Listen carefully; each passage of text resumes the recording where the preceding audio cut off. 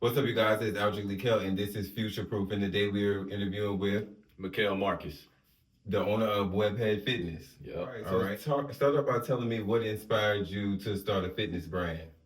Well, what inspired me to start the fitness brand? I became a trainer. So I'm gonna tell you the crazy story. Me and my little brother sitting down at Thanksgiving dinner, and I was already a trainer at that point in time for maybe about a year or two or whatever the case may be. The little bro was like, "Man, what you gonna do with it?" And I was like, "What you talking about?" You know what I'm saying?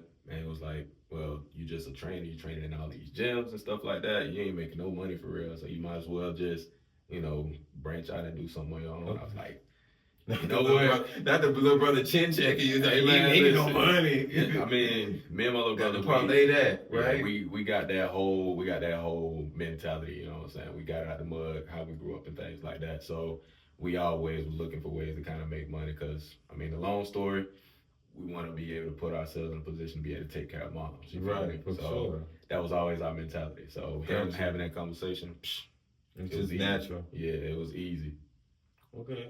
Mhm. So, inspiring your family, inspiring you and motivating you to take, what you're already doing and build on it and make it more than what it already is. Big facts. That's Okay. really my motivation is the fam. Okay. Everything Okay. So, is- do you train outside of the gym? Like, do you like bringing your own clients like outside of the gym? Yeah, I do, man. Over the years, I've done like personal training, of course, without my own, place to train in.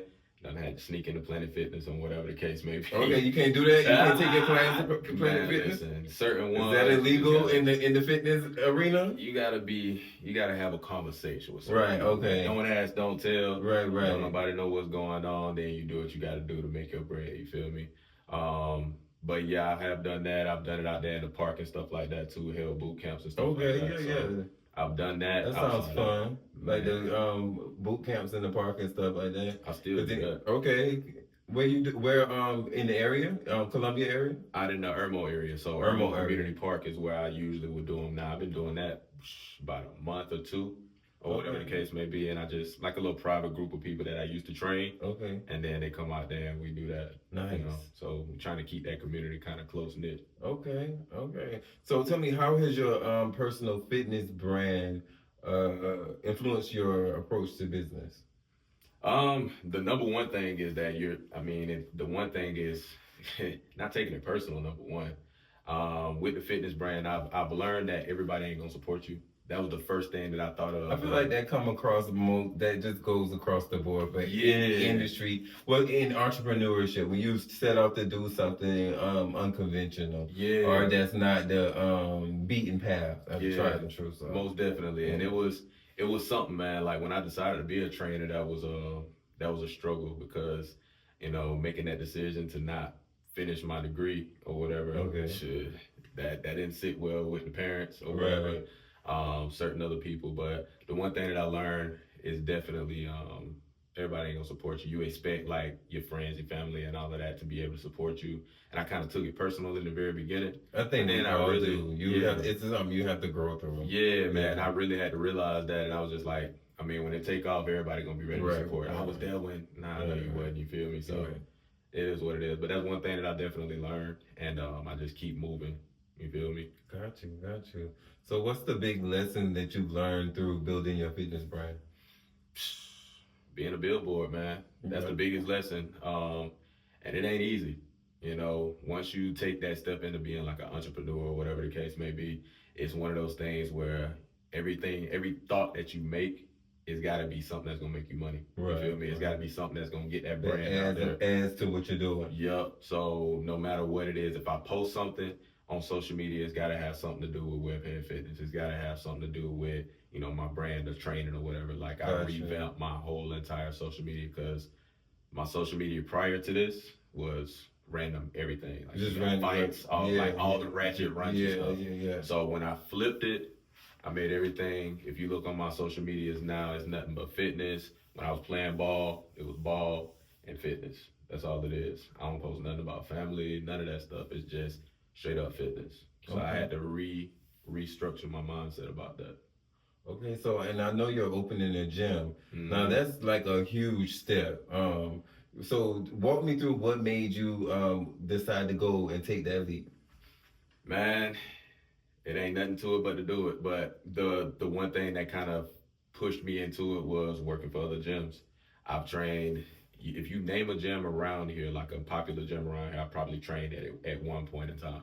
And the one thing that used to really make me mad about the whole situation was just the culture. You know what I'm saying? Like the way how I train is not the way how they want me to approach it. You know what I'm saying? Right. They bring you on to say, yeah, you do your thing, you bring your personality. But when I bring my personality, it's like, nah, you want to it become a conflict. Yeah. So that I feel was like that's something else people experience cross fields and stuff like that. Yeah. that was the one thing, man. And then just working for all of these different types of gyms, I learned little bits and pieces, and I realized that a lot of the gyms didn't really have the culture that I wanted. They didn't push, or they didn't really care about goals. You feel me? They just wanted the transaction. And that's one thing about it. Right. So I wanted to create my own culture. So it's like it becomes a sales culture, like, and just getting people in the door. Excuse me, I'm sorry. So it becomes like a sales culture about just getting people in the door, and versus actual results and benefiting these people in the fitness way, changing their lifestyles. Right. That's not something that a lot of gyms teach. You know, that's that passion though. Everybody isn't in everything for the right reasons and stuff. Right. So that's crazy to see that from a different perspective in a different industry. Yeah.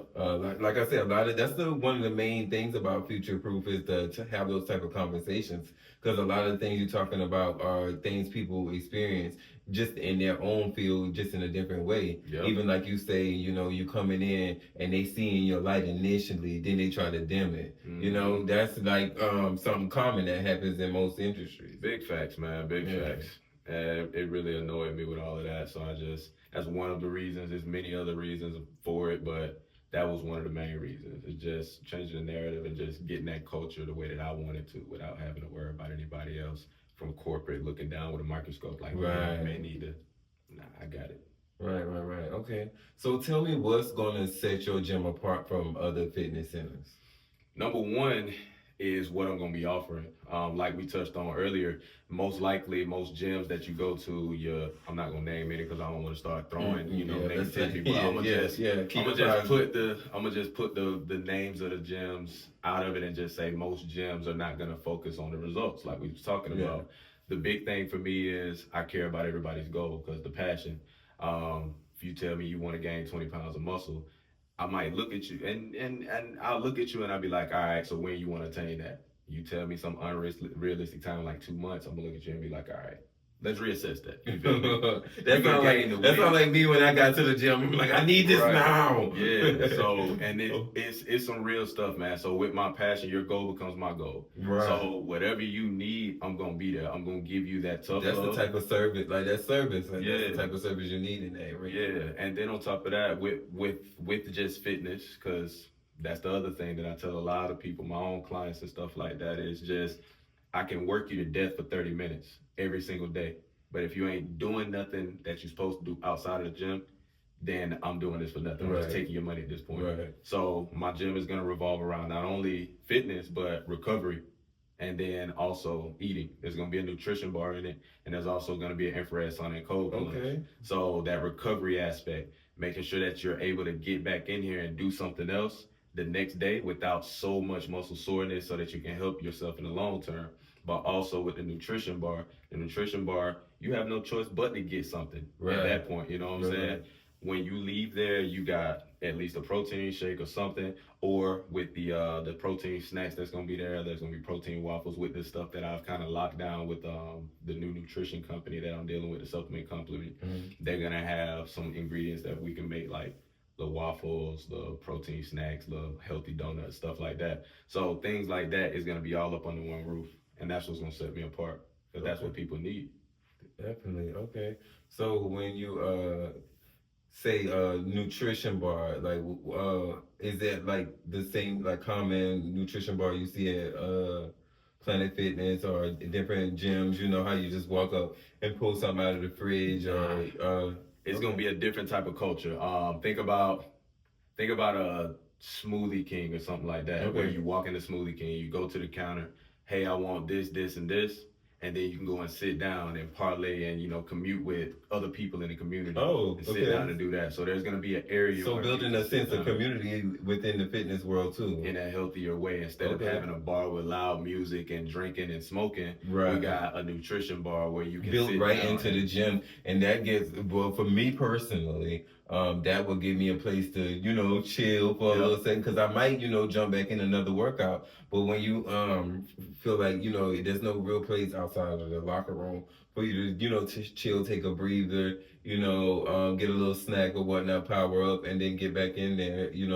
I feel like I would benefit from that actually. Absolutely. And then a lot of times in the gym, I feel like people aren't able to just walk up to other people and have those conversations like, oh yeah, and get support. Building that sense of community. Yeah. So having something like what you're talking about would give people more opportunities to make those connections. Yeah. Which is cool. In a healthier way, you know what I'm saying? And not just because y'all got common ground now. Y'all trying to do something healthy. Right. Now y'all have something healthy to do.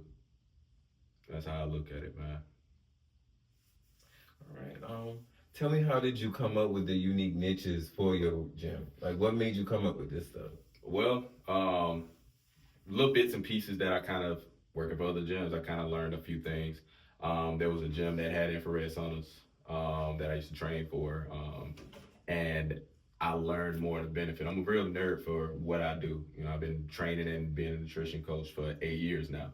So I learned more about infrared saunas and what the benefits could be. And I was like, if I open a gym, and this was before I decided I wanted to open a gym. I said, if I open a gym, I'm gonna put an infrared sauna in it. You feel me? Because I know that. But either way, the reason why I came up with all of this stuff is because of what I was saying earlier. A lot of people don't get that. You know what I'm saying?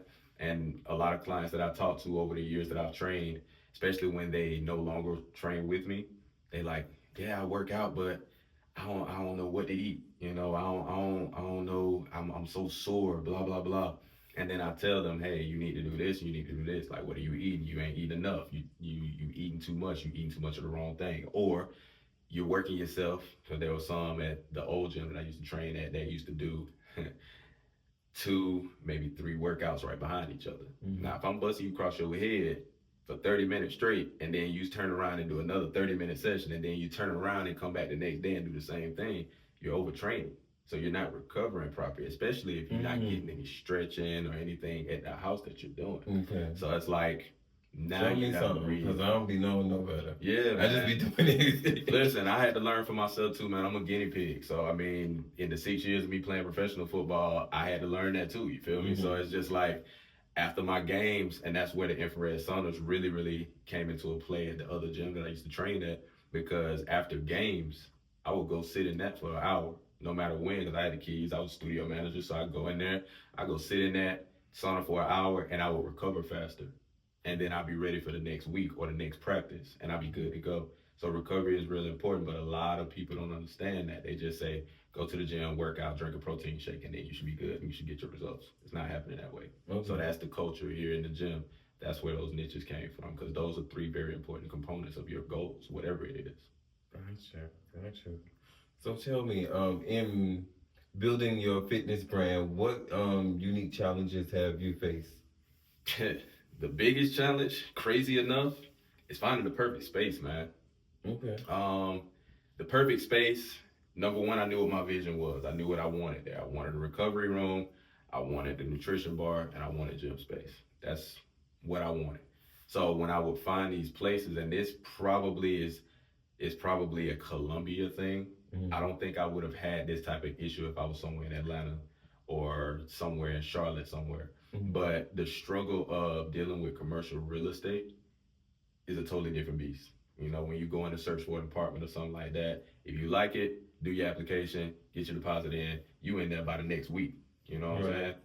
Commercial property ain't like that. Because, I mean, I get it, the negotiation part of it, but then when it comes down to the brokers, the middleman that you're dealing with that talks to the landlord for you, a lot of times they don't want to do their job.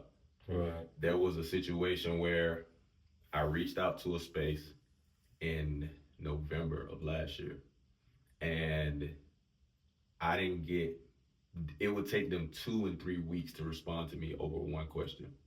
And then they finally, because I went to see it, and now the New Year's came, at this point. And then I finally get a chance to really talk to the broker again. And then the broker's like, yeah, nah, we ain't gonna do it. You just wasted 2 months of my time. Right, You feel me? like- Like I've been back and forth with you. I'm sending you everything you want. That whether drop or down. that can be a South Carolina-ish thing. Like I say, a lot of things you're saying transfer across, Mhm. borders. So yeah, that type of mentality to waste somebody's time or lead somebody on to that degree. Yeah. That level of insult, yeah. Yeah. You don't find that everywhere. Most people will cut you short quick. Like Yeah, if be they like, don't yeah, have no this ain't it. intention of making it happen for you or following through, they'll just be like, listen, this ain't gonna work out. And I'll take You feel that. me? You know what I'm saying? I respect that way fast. Like I respect that way more than you just leading me on, wasting my time, and then Right. trying to be like, oh well, Yeah, man, that was that's the biggest challenging thing, which I was blessed with the space that I got now, because I was saying to myself and the people that are close to me that I was talking to about it, I was telling them, I was like, man, if I could just get rid of the middleman and actually just talk to a landlord directly, right. so I can just be communicating with them, it'll probably be better. And then next thing you know, a couple of days later, one of my friends, he sent me a space. I reached out to the person, and it just so happened to be the landlord. Landlord was like, hey man, I like this space, but I think I got another space better for you. And we just made stuff work. It happened within like a week or two. What's the name? What's gonna be that? I don't know if you said this, but what's gonna be the name of the gym? The WERQhouse. WERQ house. The WERQhouse. Yeah, Okay. so it'll still have a Webhead Fitness there, but the main name of it is gonna be the WERQhouse, because it's a flex space. So it's gonna be the gym area is gonna be the warehouse area. You feel me? Mhm. And then the other side of the gym is gonna be where you're recovering your nutrition bar, and the seating area is gonna be. So I called it the WERQhouse because WERQhouse, we working. Got you. Yep. So, what type of style of fitness is like? They got CrossFit and free weight. What type of fitness are we gonna be doing at WERQhouse? Boot camp style. So boot camp is high intensity interval. So you done already got you got a piece of it already. Yeah, So, that's why I was like boot camp. Like okay, yeah, that sounds so about correct. the focus is gonna be more strength focused, just like how you've taken a couple of my classes. Also, so it's just like strength focused functional movements, because functional, we do this all day. We bend over to pick something up every day. So doing RDLs and squats. I like that stretch, that little like scoop ones. I like that stretch. Yeah, man. Listen, if you 30 and over, you need to scoop. Get them hamstrings. You need to get that'll get your back together. Just go ahead and scoop a little couple times. That's right. I'll show y'all how to do it on my TikTok. Yeah, and then not only just the boot camp focus, there will be some specialty classes and stuff like that. I'm thinking about doing. Well, not thinking about. I am gonna do like every couple of weeks or something, like Zumba, step aerobics, work and twerk, all of this type of stuff. I got some people in my head that can, because I'm not teaching work and twerk. I'm bad, bro. I'm not doing work and twerk. But anyway, I got some people in mind that can do that. And then maybe like some specialty boot camp classes, like. I got one that I got put in my head called Hams and Yams. So you say what now? Hams and Yams. So it's just going to be a straight up glutes, legs workout. A booty workout. Basically. Okay. You know what I'm saying?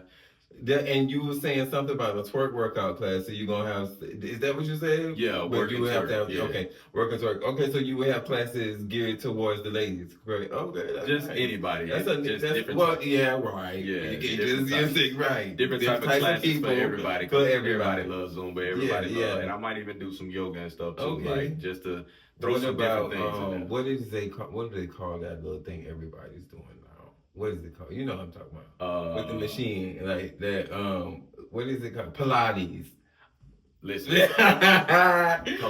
Give me your take on Pilates as a fitness person. Pilates is the devil. I'm gonna tell you that right now. Whoa. That Pilates is the devil. As in, it hurts? It does. Oh, okay. Somebody my size, and I ain't gonna lie, I done took Pilates twice. Because I was asked to teach Pilates one time. And I was like, I don't feel comfortable teaching it because I don't really know nothing about it. That's not my thing, So they was like, yo, come teach, come learn the class. I took the class. I was like, all right, this easy, this light work stuff, bro. I thought my core was strong. Them little ladies in there, and some of them little ladies in there. They older ladies, and it was like a guy or two. It was the older ladies that get you. Man, out working me. I was in there shaking like if I was at Magic City on one of them poles, I Oh promise my you, I was God. shaking. You got all the money. dying, man. And then the second time I did it, it was even worse. So I was like, yeah, nah, this ain't me. But Pilates is the devil. I'm not saying that it's a bad thing because it's a great workout. Definitely gonna get you some work. And then a lot of people have weak cores. That's why a lot of people lower backs hurt. You know what I'm saying? So that weak core, a lot of people when you I heard hear core, about they think that. about abdominal. but Like it's they, not. when you think about it as like a corset and building up the strength, and it pulls you in. Your core is The your more, foundation. yeah, the more the stronger your core is, the more it's like pulls it in Yep. and straightens up your back. I heard that. You got a weak core. You got a weak core. You get knocked to the floor. That's something that I heard from another trainer. Oh wow. He used to say that to the football team. So that was some real stuff. That makes because your sense. core is your foundation. So tell me, how do you balance building a brand while expanding into like a physical space? Honestly, it's not even too hard because all of this is all in my into eyes. it. It goes all into the same thing, you know. Yeah. I mean, and the building is part of the brand. Like, Yeah. So I think showing that part definitely feeds into the brand. Yeah, it definitely does. I think the biggest thing is just continuing to push through and making sure that what I was saying earlier about making sure that I'm staying focused on it's the brand. Anything that I post is the brand. Getting more, brand recognition out there. People can actually understand and know, oh, that's Kale stuff right there. That's Webhead Fitness. Or if they see the WERQhouse, they know that's Kale. You know what I'm saying? Okay. Just finding better ways to do that. Okay. So, what strategies are you using to build more community around your brand? Really just getting that camaraderie together. The type of personality I have as a trainer in itself. Once people get around, I'm very much an introvert. Whether people realize it or not, they never believe me when I say it. But my personality when I'm training is because I love what I do. That's where you're supposed to shine at. Yeah, and that's where I shine at. So you remember that frog from Looney Tunes, the one with the top hat? You give him the top hat, he go to dance, and when you take the top hat, he's just a regular frog, right? That's literally me. That's a nice analogy. I got that hat. Right, that's like the mask. Like, you know what I'm saying? You need the mask. Straight like that, man. But no, my personality I like draws people. That component of you being magic in your own space. Because I feel like I like when I see that in people. Yeah. That's another thing that FuturePROOF is about too. Like people, that are going after what gives them that, you know what I'm saying? Yeah. That spark, you know what I'm saying? So hearing you say that's like really like, rewarding. Yeah, it's what I love, man. But no, definitely keeping my energy high and showing that I care. Man, you try to snatch my head off. Snatch you. But showing that I care is what also is going to build that community and keep that community together. Because